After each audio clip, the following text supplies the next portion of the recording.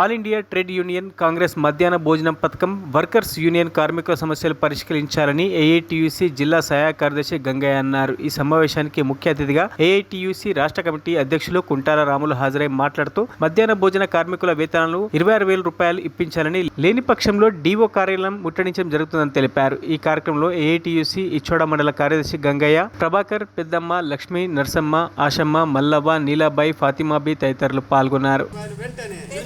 కనీస వేతనాలు 26,000 రూపాయలు వెంటనే ప్రభుత్వం పెంచిన ప్రభుత్వం రేవంత్ రెడ్డి పెంచుతాను 10,000 రూపాయలు వెంటనే విడుదల చేయాలి. ఏఐటీయూసీ కార్మికుల ఐక్యత మధ్యాహ్న భోజన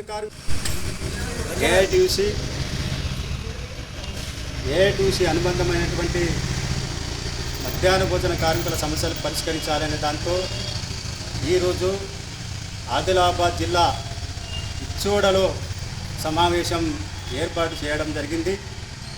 మరి అదేవిధంగా ప్రభుత్వానికి ఈ సమావేశంలో మేము సమస్యలపై డిమాండ్ చేయడం జరుగుతూ ఉంది.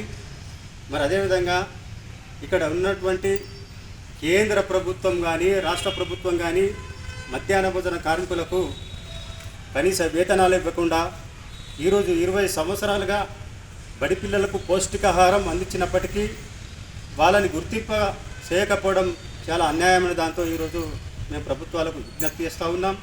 మరి అదేవిధంగా ప్రభుత్వాలు ఏ ప్రభుత్వం వచ్చినా మధ్యాహ్న భోజన కార్మికులను శ్రమ దోపిడే తప్ప వాళ్ళకు కనీస సౌకర్యాలు ఇవ్వకుండా, కనీస వేతనాలు ఇవ్వకుండా ఈరోజు శ్రమ దోపిడీ చేయడం మరి చాలా అన్యాయమైన దాంతో ఈరోజు ప్రభుత్వానికి విన్నవిస్తూ ఉన్నాం. మరి అదేవిధంగా ఈ బడులు స్టార్ట్ అయింది. మరి ఇక్కడ ఉన్నటువంటి ప్రభుత్వాలు వేతనాలు ఇవ్వడంలో, పెండింగ్ బిల్లులు ఇవ్వడంలో మరి చాలా అలసత్వం చెందడం సరైనది కాదు. వాళ్ళకు వెంటనే పెండింగ్లో ఉన్నటువంటి జీతాలు వెంటనే చెల్లించాలి, పెండింగ్లో ఉన్నటువంటి బిల్లులు చెల్లించాలి. అదేవిధంగా పెండింగ్లో ఉన్నటువంటి తోడుగుడ్డ బిల్లులు ఇంతవరకు కూడా రాకపోవడం చాలా అన్యాయం.